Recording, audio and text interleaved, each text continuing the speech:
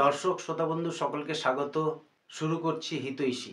আজ আলোচনা করব মকর সংক্রান্তির বিষয়ে। মকর সংক্রান্তির মাহাত্ম্য কী, তার পৌরাণিক ব্যাখ্যা কী এবং মকর সংক্রান্তি স্নানে আমাদের কি উপকার হয়, কি সমস্যা থেকে আমরা মুক্তি পেতে পারি, তাছাড়া সুখ সমৃদ্ধি সৌভাগ্য লাভ এবং পুণ্যফল কিভাবে পাওয়া যায়। দর্শক শ্রোতাবন্ধু, মকর সংক্রান্তির এই দিনে মা গঙ্গা মর্তে প্রথম আগমন করেছিলেন। অর্থাৎ ভগীরথ মুনি যখন তপস্যা করে সগর রাজার বংশ উদ্ধারের জন্য গঙ্গাকে আনয়ন করেছিলেন, সেই দিনটা ছিল মকর সংক্রান্তির দিন। কারণ মকর সংক্রান্তির দিনে সূর্য অর্থাৎ রবি ধনু রাশি থেকে মকর রাশিতে প্রবেশ করে, মকরে তার সংক্রমণ হয়। তো জ্যোতিষের সাথে মকর সংক্রান্তির বিশেষ একটা সম্পর্ক আছে, সেই নিয়ে আমি পরে আলোচনা করব। তার আগে পৌরাণিক কিছু বিষয় নিয়ে আলোচনা করি। আপনারা জানেন যে প্রতি বছর দুটো করে অয়ন হয়, অর্থাৎ দক্ষিণায়ন এবং উত্তরায়ণ। উত্তরায়ণ যে শুরু হচ্ছে সেটা এই মকর সংক্রান্তির দিন থেকে শুরু হয়। প্রতি বছর 12টা সংক্রান্তি, অর্থাৎ প্রতি মাসে একটা করে সংক্রান্তি। তার মধ্যে সবচেয়ে যে গুরুত্বপূর্ণ যে দুটি সংক্রান্তি সেটা হচ্ছে মকর সংক্রান্তি এবং কর্কট সংক্রান্তি। কর্কট রাশিতে যখন সূর্য প্রবেশ করে সেই দিনটা কর্কট সংক্রান্তি, এবং মকর রাশিতে যখন রবি বা সূর্য প্রবেশ করে সেই দিনটা মকর সংক্রান্তি। ধর্মীয় মতে উত্তরায়ণের বিশেষ একটা মাহাত্ম্য আছে, কারণ মহাভারতের যুগে উল্লিখিত আছে যে ভীষ্মদেব যখন ইচ্ছামৃত্যু বরণ করেছিলেন সেই দিনটা ছিল মকর সংক্রান্তির দিন।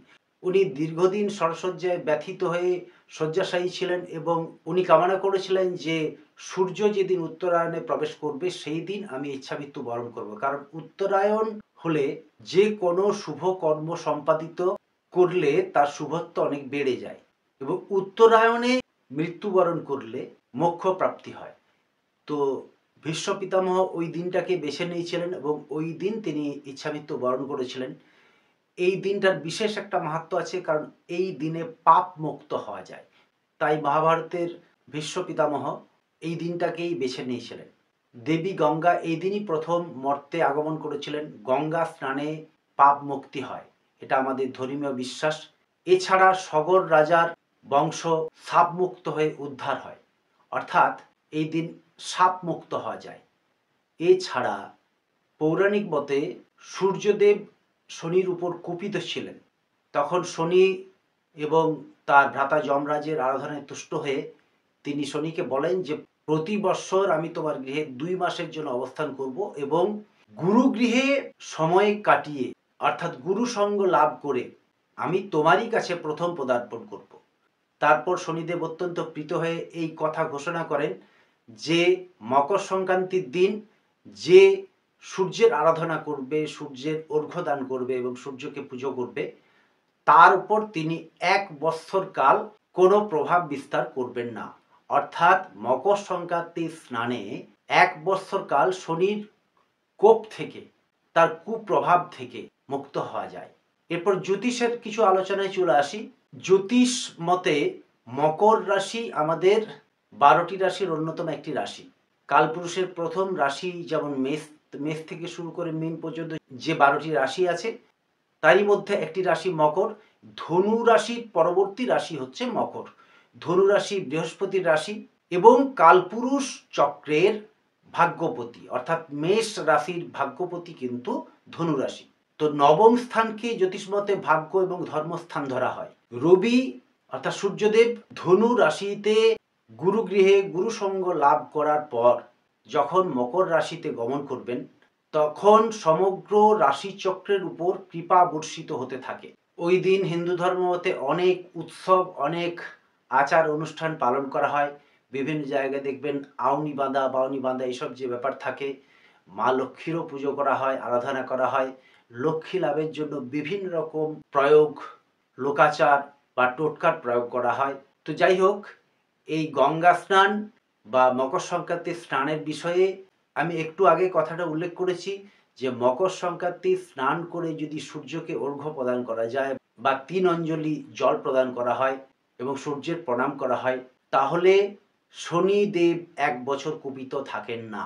শনি গ্রহ কুপিত থাকলে মানসিক, শারীরিক, আর্থিক ভীষণভাবে ক্ষতির সম্মুখীন হতে হয়।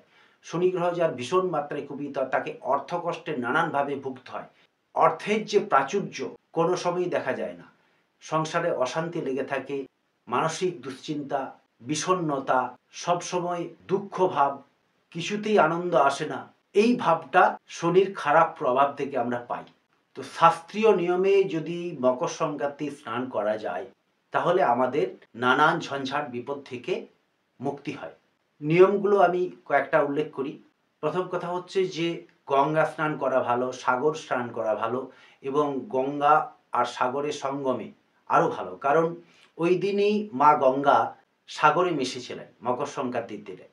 কিন্তু যাদের পক্ষে সুযোগ সুবিধা হয় না তারা গঙ্গাচান যদি না করতে পারেন বহমান কোনো নদীর জলে, যেখানে জল বইছে সেই নদীর জলে স্নান করতে পারেন। স্নান করার বিষয়ে বলি, হাতে একটু কৃষ্ণ তিল নেবেন। কৃষ্ণ তিল জলের মধ্যে দিয়ে স্নান করে সূর্যের দিকে তাকিয়ে সূর্যের প্রণাম মন্ত্র বলবেন। মন্ত্র বলে দিচ্ছি, জবা কুসুম সংকাশং কাশ্যপেয়ং মহাদ্যুতিং ধ্বন্তারিং সর্ব পাপগ্নং প্রণতস্মি দিবাকরম। মন্ত্র পঞ্জিকাতে লেখাও আছে, দেখে নিতে পারেন। স্নান করে সূর্য প্রণাম করে সূর্যকে 3 অঞ্জলি জল প্রদান করতে পারেন, অর্ঘ্য প্রদান করতে পারেন। এরপর বাড়িতে ফিরে এসে হলুদ কাপড়ের মধ্যে 5টা কড়ি, 21খানা ধান আর একটা বাসক পাতা, এই 3টে জিনিস হলুদ কাপড়ের মধ্যে পুটলি করে বেঁধে বা হলুদ সুতো দিয়েও বাঁধতে পারেন, বেঁধে লক্ষ্মী গণেশের মূর্তির পিছনে রেখে দেবেন এবং প্রতি বৎসর মকর সংক্রান্তিতে স্নান করে এটা বদল করবেন। এই প্রক্রিয়া যদি করতে পারেন বাড়ির মধ্যে অর্থকষ্ট কেটে যাবে, সুখ সমৃদ্ধিতে ভরে উঠবে।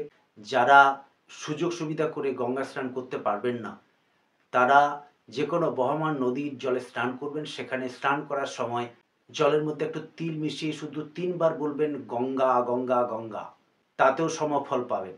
গঙ্গা দেবীর প্রণাম করতে পারেন। গঙ্গা দেবীর প্রণাম মন্ত্র, সদ্য পাপ সংহান্তি সদ্য দুঃখ বিনাশিনী সুখদা মোক্ষদা গঙ্গা গঙ্গৈব পরমং গতি। দর্শক শ্রোতা বন্ধু, গঙ্গা স্নান বা বহমান নদীর জলে স্নান মকর সংক্রান্তিতে অত্যন্ত শুভ। আজ এই পর্যন্তই, আবার দেখা হবে আগামী অনুষ্ঠানে। যদি অনুষ্ঠান ভালো লাগে একটা লাইক করবেন, কারণ লাইক করলে মোটিভেশন বাড়ে। আবার নতুন নতুন ভিডিও নিয়ে আপনাদের কাছে হাজির হব। আর যারা চ্যানেলে নতুন আছেন চ্যানেলটাকে সাবস্ক্রাইব করে নেবেন। পরবর্তীকালে আমি জ্যোতিষের বিভিন্ন তথ্য নিয়ে হাজির হব। সবাই ভালো থাকবেন, সুস্থ থাকবেন। নমস্কার।